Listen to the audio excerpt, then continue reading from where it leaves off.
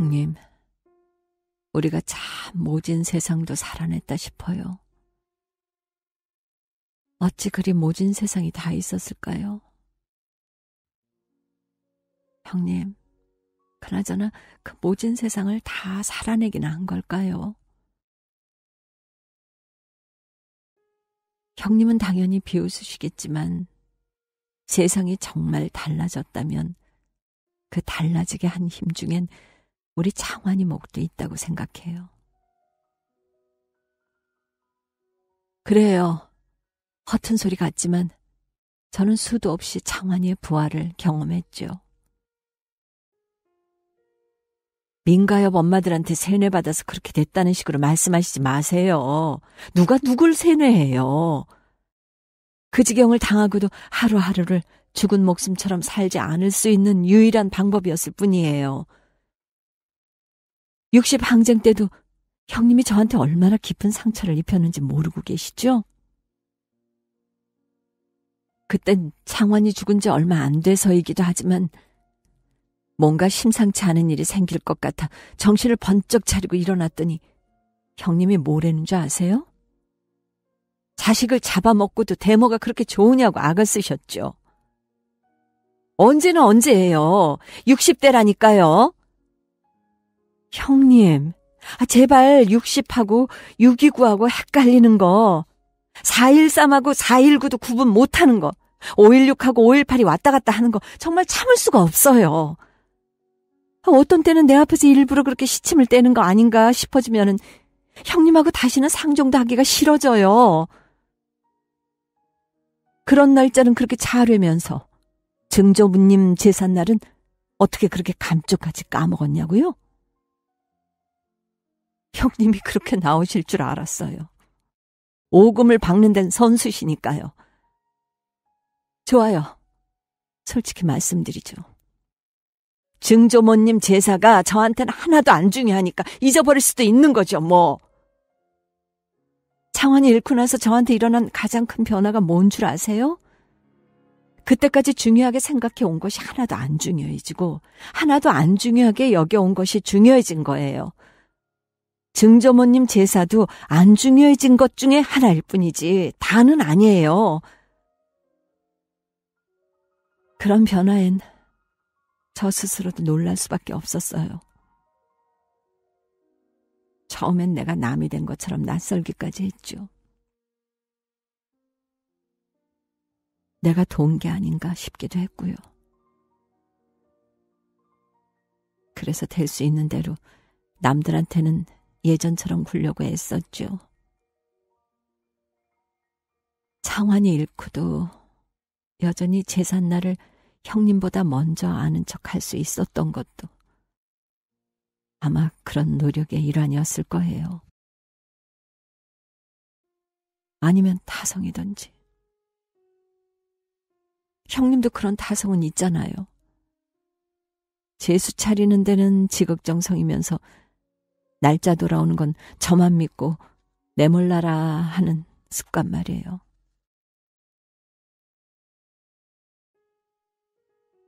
제삿날 말고 또 안 중요해진 게 뭐가 있느냐고요? 많죠. 이루 말할 수 없이 많지만 과연 형님이 이해하실 수 있을라나 몰라.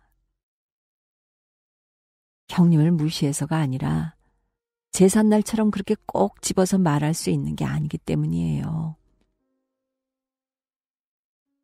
이를테면 전엔 남이 나를 어떻게 볼까가 중요했는데 이젠 내가 보고 느끼는 내가 더 중요해요. 남을 위해서 나를 속이기가 싫어요. 무엇보다 피곤하니까요. 가장 쓰잘데없는 걸로 진 빼기 싫어요. 또 잊고 말고요. 그전엔 장만하는 게 중요했는데 이젠 버리는 게 더 중요해요. 형님보다는 좀 덜했지만 저도 물건 욕심이 꽤 있었잖아요.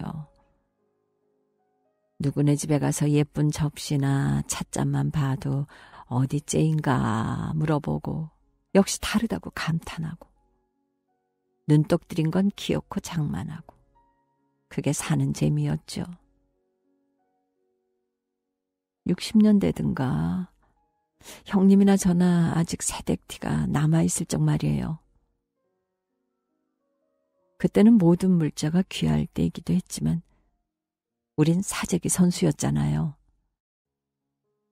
화학솜이 처음 나왔을 땐데 그까지 화학솜 이불이 뭐가 그렇게 신기했는지 이불개를 모아서 두 집이 한 채씩 그걸 장만했었죠.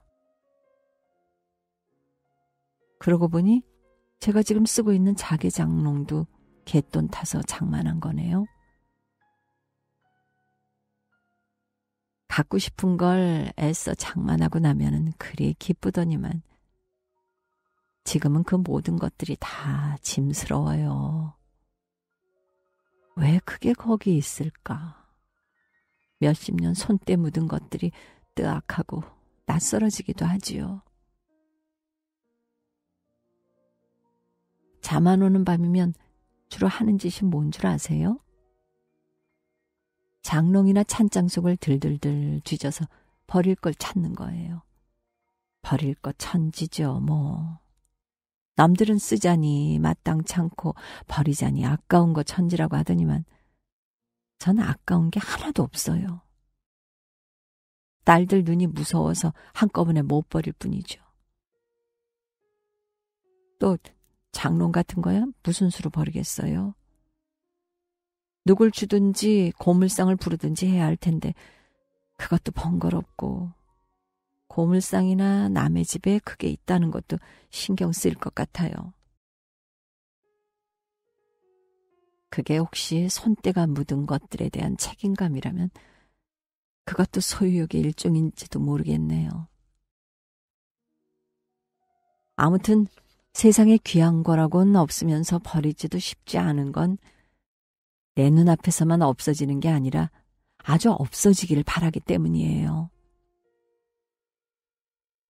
가끔 아궁이가 있는 집이라면은 폐 뗄 수도 있는데 하는 생각도 해보죠.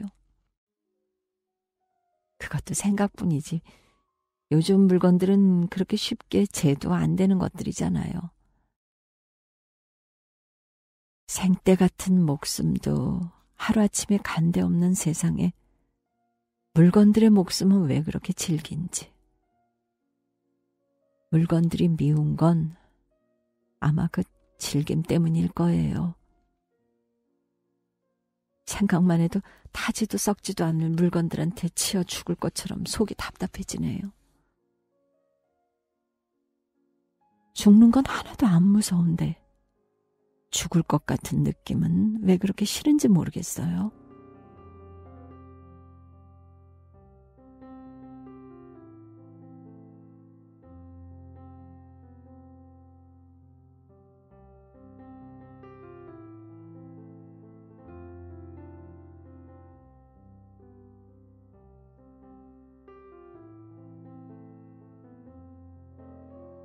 내가 물건이 싫으니까 남에게도 물건을 선물한 적이 없어요.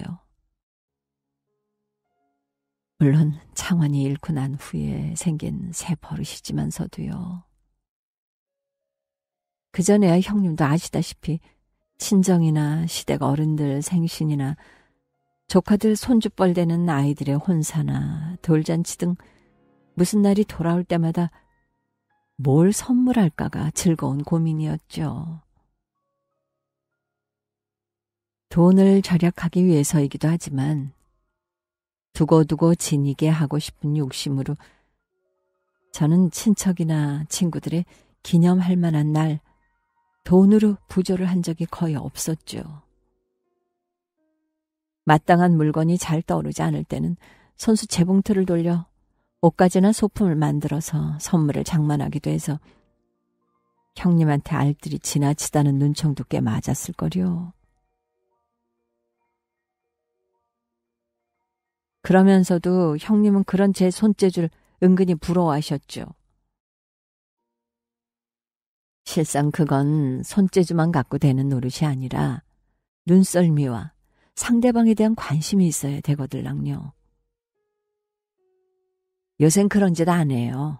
거의 다 돈으로 해결하죠. 꼭 뭘 사가지고 가야 할 때는 먹을 걸 사가요. 외식으로 때우든지. 물건으로 나를 생각나게 하고 싶지 않아요. 물건으로 남을 짓누르는 것 같아 안 하고 싶어요. 그렇다고 뭘 주고 싶은 사람이 아주 없는 건 아니죠. 오랫동안 예쁘게 연애하다가 결혼한 신혼부부가 인사를 왔다든지, 친구가 미국 사는 자식을 따라 아주 이민을 떠난다든지 할 때는 뭔가 주고 싶어져요. 그래도 물건은 아니에요. 호화로운 식사를 한 끼 사죠. 즐거웠던 기억이 물건보다는 속절없으니까요. 그런 특별한 경우가 아니더라도 전에는 어떻게 하면 같은 돈이라도 낱나게 쓰냐가 중요했는데 지금은 안 그래요. 흐지부지 쓰는 게 훨씬 더 중요해요. 낱나게 쓴다는 게 뭔가요? 남에게 잊혀지지 않을 만한 부담감 주는 거 아니에요? 그러기 싫어요. 같이 차 마시고 나서 차값을 내는 거. 며치서 택시를 같이 탔을 때 택시값을 혼자서 내는 것 따위가 흐지부지 쓰는 건데 바보같이 보이기 십상이지 누구 하나 고마워하지 않는 씀씀이죠. 그렇지만 차 한 잔 마시고 나서 서로 눈치 보는 그 짧은 동안이 싫어요. 일상의 바퀴가 삐그덕 소리를 내면서 잘 안 구르는 것 같은 느낌이 들거든요. 흐지부지 쓴다는 건 바퀴에 기름을 치는 행위에 다름 아니죠. 그러지 않아도 하루하루 살기가 힘이 들어 죽겠어요. 조금이라도 덜 힘들 수 있는 방법이 있는데도 힘들 거 뭐 있어요. 일상의 바퀴에 기름을 치는 일은 하나도 표가 안 나서 남들은 낭비라고 생각하지만 나한텐 여간 중요한 씀씀이가 아니고 물론 안 아까워요. 창숙이 창의는 그런 나를 여간 못마땅해 하지 않아요. 낭비벽이 있다고 생각하나 봐요. 그냥 놔뒀다가는 살림 다 들어먹을 것 같은지 저희들 버는 돈도 나를 안 갖다 주고 저희끼리 저금도 붓고 해서 아마 상당히 모았을 거예요. 밥값은 내죠. 밥값도 안 내놓고 제 낭탕만 할 아이들도 아니고요. 스크립터, 디자이너 이런 직업을 형님은 좀 우습게 보시는 것 같지만 얼마나 고소득이라고요. 걔네들 내는 밥값만 가지고도 나 하나 얹혀 살만해요. 연금은 흐지부지 쓰기에 부족함이 없고요. 형님이 무슨 권리로 혀까지 차시면서 못마땅해 하세요? 하긴 하루하루를 살기가 무거운 수레를 끄는 것처럼 힘들다는 걸 형님이 아실 리가 없죠. 저도 창환일 잃기 전까진 저절로 사라졌어요. 세월의 유수 같았죠. 한참 자라는 아이나 달력을 보지 않고서는 세월이 빠르다는 걸 느낄 겨를이나 어디 있었나요? 너무 빨라 거스르고 싶었나 봐요. 젊어 보인다는 소리 듣는 게 제일 기분이 좋았으니까요. 지금은 아니에요. 젊어졌다는 소리도 좋아졌다는 소리도 꼭 욕같이 들려요. 그렇다고 늙어 보인다거나 야유었다는 소리를 듣고 싶은 것도 아니에요. 그런 소리 들으면은 내가 하루하루를 얼마나 힘들게 보내고 있다는 걸 들킨 것 같아서 기분이 안 좋아요. 왜 우리나라 사람들은 만나면은 젊어졌다, 좋아졌다, 아니면은 어디 아팠느냐, 못 쓰게 됐다는 식으로 남의 신체를 가지고 들먹이는 인사를 그렇게 좋아하는지 모르겠어요.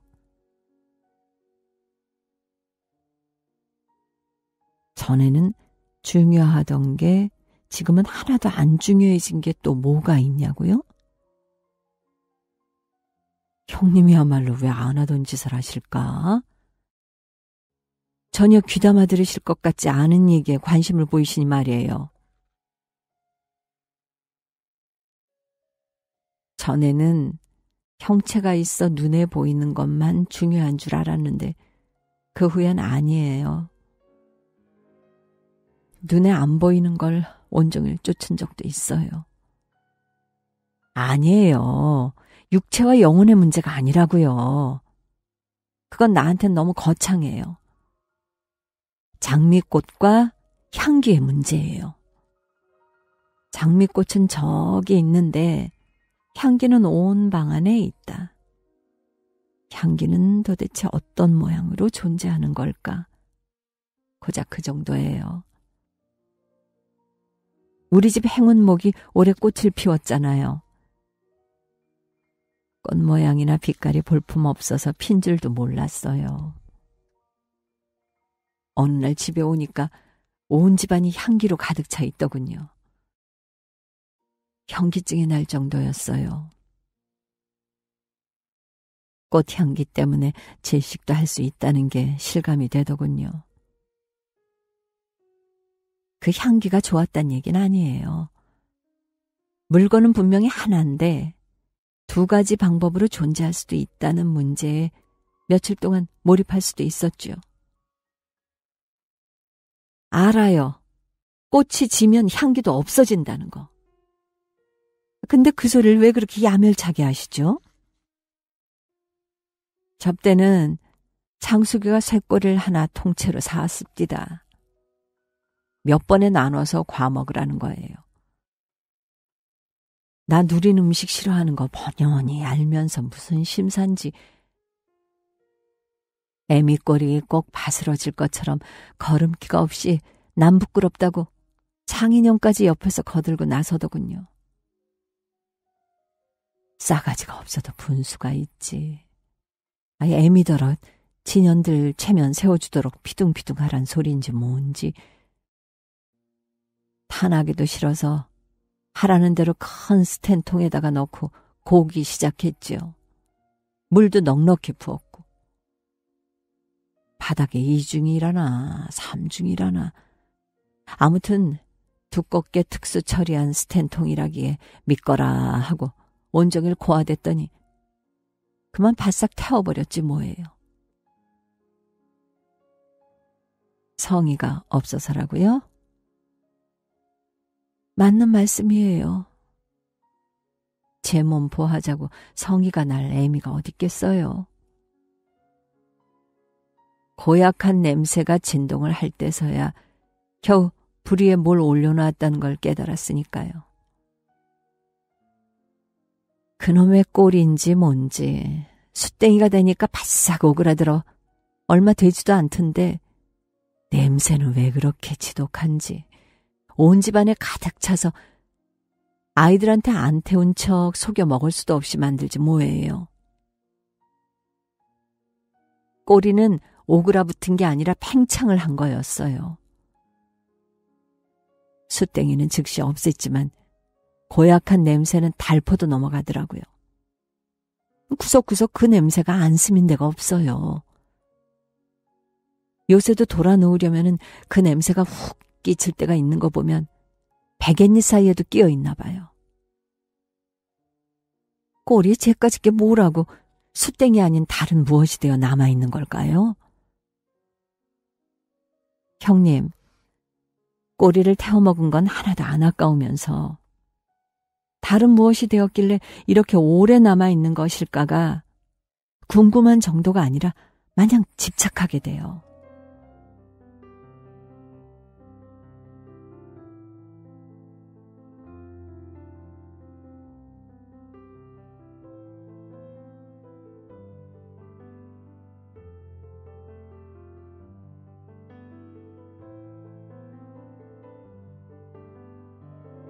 형님, 그렇다고 제가 그까지 꽃이나 꼬리 따위에서 사람의 정신과 유사한 걸 찾고 있다고 생각하지 마세요. 일종의 습관일 뿐이에요. 밖에 나갔다가 집에 돌아왔을 때 열쇠로 문을 딸고 들어가야 할 때와 안에서 창숙이나 창희가 열어줄 때가 있잖아요. 안에서 맞아줄 사람이 있을 때가 없을 때보다 좋은 게 인지상정이련만 전 그 반대예요.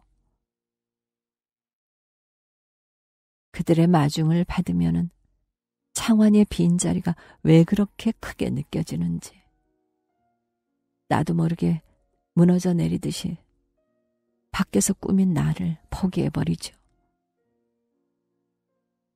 그러나 열쇠로 문을 따고 빈집에 들어섰을 때는 딴판이에요. 창환아, 애미 왔다. 그렇게 활기 넘치는 소리로 말을 걸며 들어가는 거예요.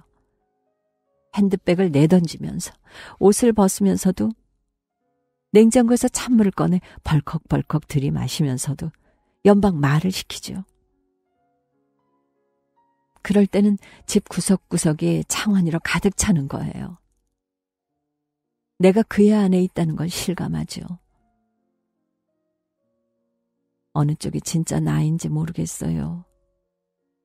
걔가 생때 같은 내 아들이 어느 날 갑자기 없어졌다는 걸 어떻게 믿을 수가 있겠어요. 형님, 우리가 참 모진 세상도 살아냈다 싶어요. 어찌 그리 모진 세상이 다 있었을까요? 형님, 그나저나 그 모진 세상을 다 살아내기나 한 걸까요?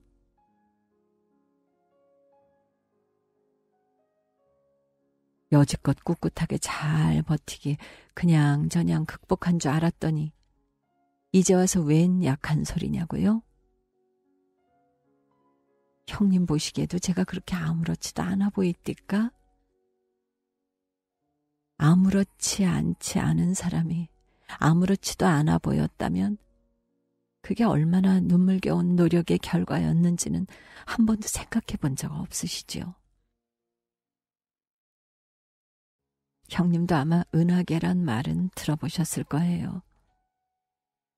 그렇지만 그 크기나 우주엔 우리 태양계가 속한 은하계 말고도 얼마나 많은 은하가 있고 앞으로도 자꾸 발견될 거라는 건 저만큼 모르실 거리요. 그렇게 단정을 하면 혹시 일제시대에 여고 입학한 걸 요새 서울대학 들어간 것보다 더 높이 평가하시고 자랑스러워하는 형님한테는 모욕적일지 모르지만서도요. 느닷없이 웬 은하계냐고요? 제가 너무 견딜 수 없을 때 외는 주문이 바로 은하계부터 시작하기 때문이죠. 은하계는 태양계를 포함한 무수한 항성과 별의 무리, 태양계의 초점인 태양과 지구 사이의 거리는 빛으로 약 500초, 태양계의 가장 바깥쪽을 도는 명왕성은 태양에서 빛으로 약 5시간 반, 그러나 은하계의 지름은 약 10만 광년, 태양은 은하계의 중심에서 3만 광년이나 떨어진 변두리의 항성에 불과함. 광년은 초속 30만 킬로미터의 빛이 1년 동안 쉬지 않고 갈 수 있는 거리의 단위. 그러나 은하계가 곧 무한은 아님.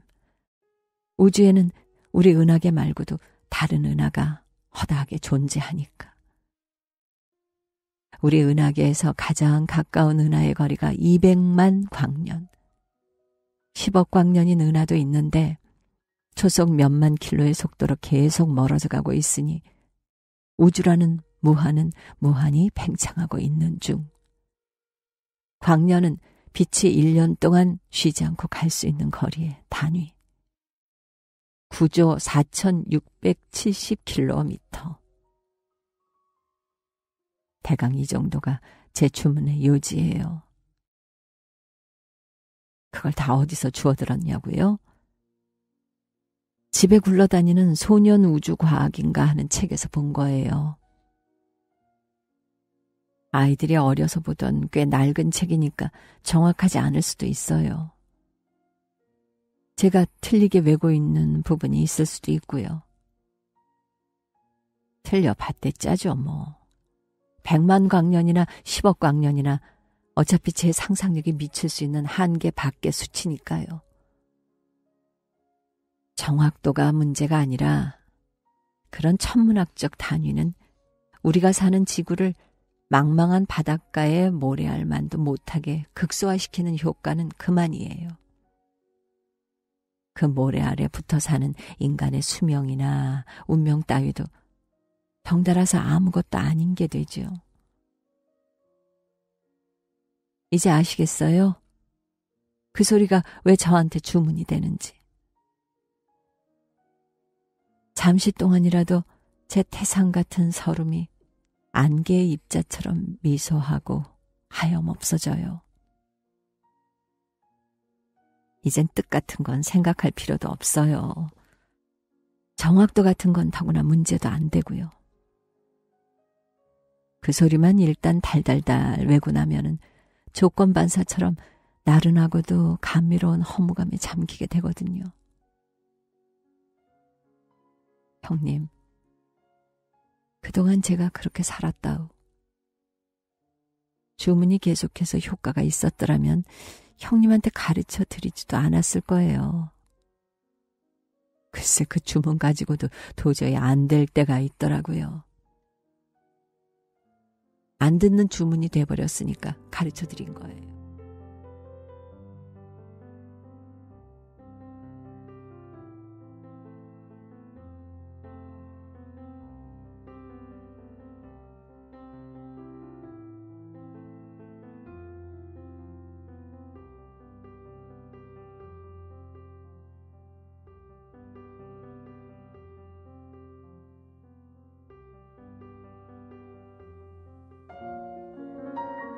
한 열흘 됐나? 명예가요. 아까도 얘기한 제 제일 친한 동창 명예 말이에요. 명예가 저더러 같이 문병 갈 때가 있다는 거예요. 얘기를 들어보니 내가 꼭 가봐야 할 때가 아닌 것 같아 내키지 않았어요. 같은 동창이지만 나하고는 전혀 안 친했고 졸업하고 나서도 우연히 만난 적도 없는 친구고 아픈 사람도 그 친구가 아니라 그의 아들이라는데 제가 불쑥 못하러 가겠어요. 싫다고 했더니 명예가 꼬드기는 말이 창환이 장례 때 와준 친구라는 거였어요. 저는 속으로 우리 창환이야 온 국민의 애도 속에 보낸 아이인데 그 친구도 온 국민 중에 한 사람이었을 테지 뭐 특별한가 싶으면서도 마음이 움직이더라고요. 그래서 그 아들이 어디가 어떻게 아픈지 자세한 건 묻지도 않고 그냥 따라 나섰어요. 참 생명이 위독한 병이냐고는 물어봤군요. 명예의 대답이 어찌 이상했어요. 그러면 오직이나 좋겠니? 글쎄 이러지 뭐예요. 그때 자세한 걸 캐물었어야 하는 건데 남의 자식 목숨에 대해 어떻게 저렇게 말할 수가 있을까. 울컥 치면은 명예에 대한 불쾌감 때문에 아무 말도 안 하고 말았어요. 명예는 오지랖도 넓지 어떻게 이렇게 멀리 사는 친구 집 우안까지 찾아다니며 챙겼을까 싶게. 그 집은 같은 서울이면서 하루길이었어요. 저희 집은 강남의 동쪽 끝이고 그 집은 강북의 서쪽 끝이었으니까요. 아직도 이런 동네가 남아있었구나 싶게 골목이 좁고 꼬불탕한 허름한 동네였죠. 와본 적이 있다는 명예도 몇 번씩이나 길을 잘못 들어 헤맨 끝에 겨우 당도했으니까요. 친구는 병든 아들과 단둘이 살고 있었어요. 병든 아들이 막내고 형과 누나는 다들 혼인해서 번듯이 살고 있다고 해요. 병이 보통 병이 아니었어요. 몇 년 전에 차 사고로 뇌와 척추를 다치고 나서 하반신 마비에다 치매까지 된 거였어요. 뺑소니 운전사한테 치여서 오랫동안 방치됐었는데도 숨은 안 넘어갔었나 봐요. 가족한테 알려지고 난 후에야 최선의 치료를 다 했겠죠. 가산도 그때 탕진했다니까요. 오랜 병구한 끝이라 그러하겠지만 이 친구가 정말 우리 동창일까 믿어지지 않을 만큼 파파 할머니가 돼 있더라고요. 더군다나 한 번도 안 친했던 동창의 모습을 그 노파한테서 떠올리는 건 불가능했어요. 역시 오는 게 아니었다는 생각이 먼저 들더군요. 친구는 우리를 보고 반기지도 놀라지도 않고 늘상 드나드는 동네 사람 대하듯 했어요. 그의 아들도 나이를 짐작할 수가 없었어요. 누워있는 뼈대로 봐서는 기골이 장대한 청년이었음직한데 살이 푸석푸석하게 찌고 또 표정도 근육이 실룩거리고 있다는 것밖에는 상식적인 희노애락하고는 동떨어진 거여서 마주보기가 민망했어요. 아이고, 이 왼수. 저놈의 대천지 왼수. 친구는 아들을 이름 대신 그렇게 부르더군요. 그 밖에도 말끝마다 욕이 주줄이 달렸어요. 오죽 악에 바치면 저럴까. 지옥이 따로 없다는 생각이 들었어요. 우리가 사간 깡통 파인애플을 아들의 입에 쳐넣어주면서도 이 왼수야 어서 처먹고 되져라 이런 식이었으니까요. 저한테도 내처 늘 보던 이웃사람 대하듯 하다가 문득 아른 체를 하면서 한다는 소리가 죽는 것보다 더 못한 꼴 보러 왔구나 였어요. 저는 울컥 모욕감을 느꼈지만 그 친구한테는 아무 소리도 못했어요. 계속 더한 소리를 할 권리라도 있는 것처럼 겁나게 황폐해 보였으니까요.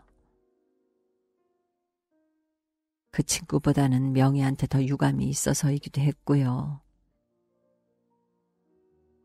그 집에 들어설 때부터 어렴풋이 짐작이 된 거긴 하지만 명예가 날 왜 거기까지 데리고 왔는지가 마침내 분명해지더군요. 지네들 아들 경사가 있을 때마다 내가 부러워할 것 같아 쉬쉬 초대하기를 꺼렸던 것과 정반대의 이유로 그 집 모자에 비참한 꼴을 보여주고자 한 거였어요. 죽는 것보다 못한 경우를 보고 위로받아라 이런 거겠죠. 인간성 중 가장 천박한 급소죠. 그 급소만은 드러내 보이고 싶지 않았기 때문에 남의 아무리 잘나고 건강한 아들을 보고도 부러워하지 않는 것으로 미리 보호막을 친 거였는데 딴 친구도 아닌 명예가 나를 그렇게 취급하다니 정말 견딜 수 없는 기분이었어요. 그래도 그쯤에서 그 집을 물러났더라면 또 모르죠. 은하계 주문 대신 그 집 아들을 떠올리는 것으로 위로받을 수 있었을지도요.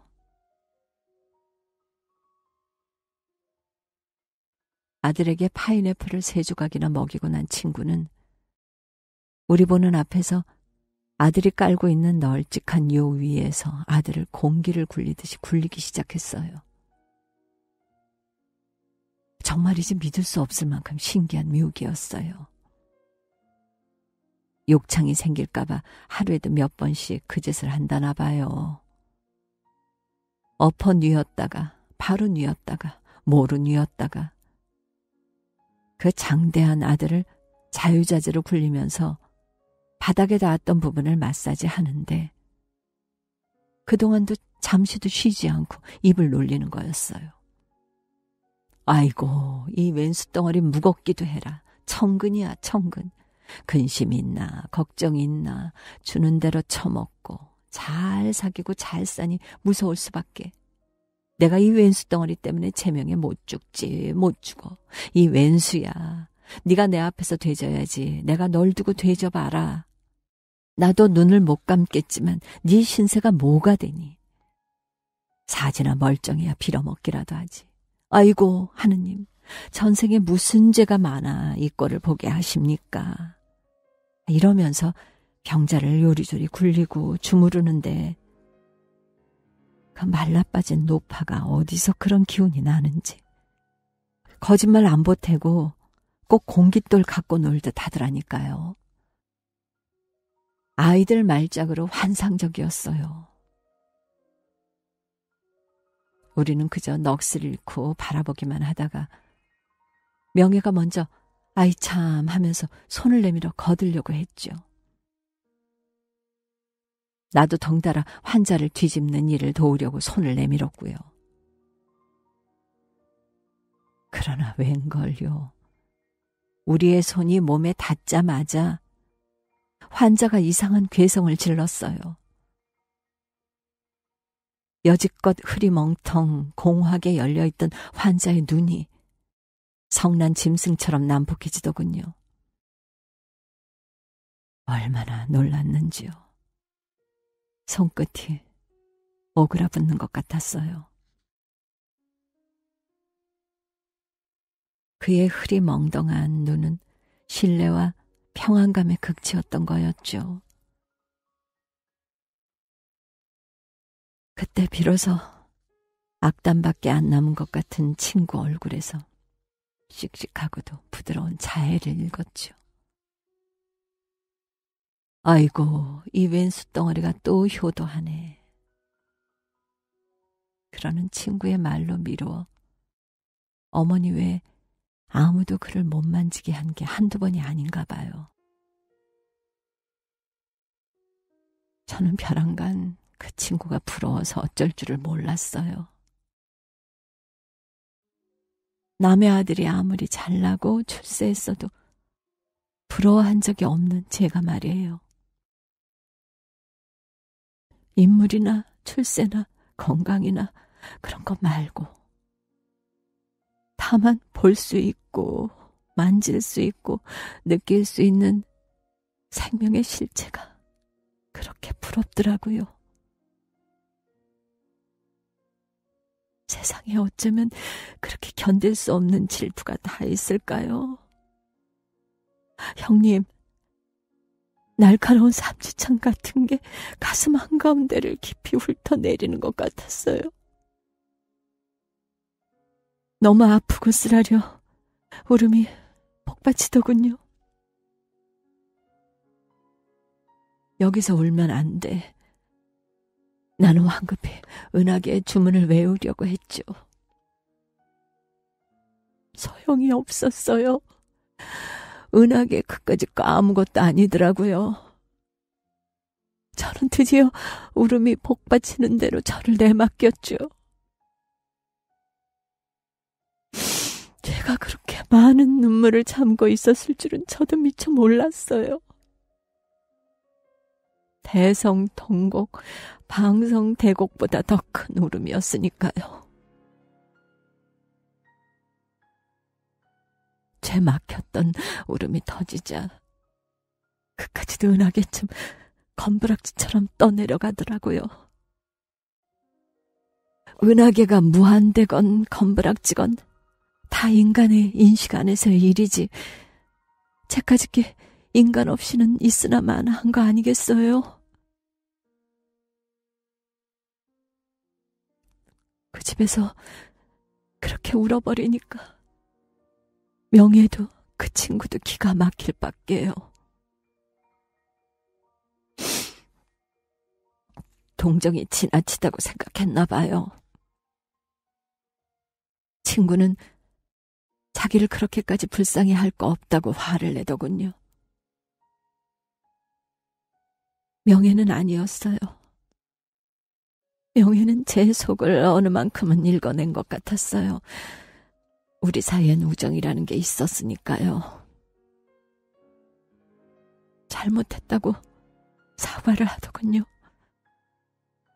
그날 말고 며칠이나 그랬어요. 잘못한 거 하나도 없는데.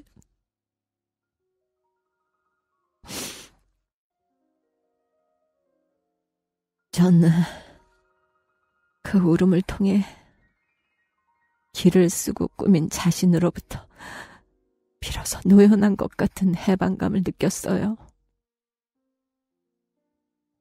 그러고 나서 요 며칠 동안은 울고 싶을 때 우는 낙으로 살고 있죠. 그러느라고 증조모님 제삿날도 깜빡했을 거예요. 은하계도 떠내려가는 판에 한 번 뵙지도 못한 시댁 조상 제삿날이 남아났겠어요. 이제부터 울고 싶을 때 울면서 살 거예요. 떠내려갈 거 있으면 다 떠내려가라죠, 뭐. 아무렇지도 않은 것처럼 꾸미는 짓도 안 할 거라고요. 생때 같은 아들이 어느 날 갑자기 이 세상에서 소멸했어요. 그 바람에 전 졸지에 장한 어머니가 됐고요. 그게 어떻게 아무렇지도 않은 일이 될 수가 있답니까? 어찌 그리 독한 세상이 다 있을까요? 네, 형님. 그나저나 그 독한 세상을 우리가 다 살아내기나 한 걸까요? 혹시 그놈의 것에 꼴이라도 어디 한 토막 남아 숨어있으면 어쩌나 의심해 본 적 형님은 없죠? 형님, 뭐라고 말씀 좀 해보세요. 아니, 형님, 지금 울고 계신 거 아니요? 형님, 절더러 어찌 살라고. 세상에, 형님이 우신대요. 형님은 어디까지나 절벽 같아야 해요. 형님은 언제나 저에게 통곡의 벽이었으니까요. 울음을 참고 살 때도 통곡의 벽은 있어야만 했어요. 통곡의 벽이 우는 법이 세상에 어디 있대요.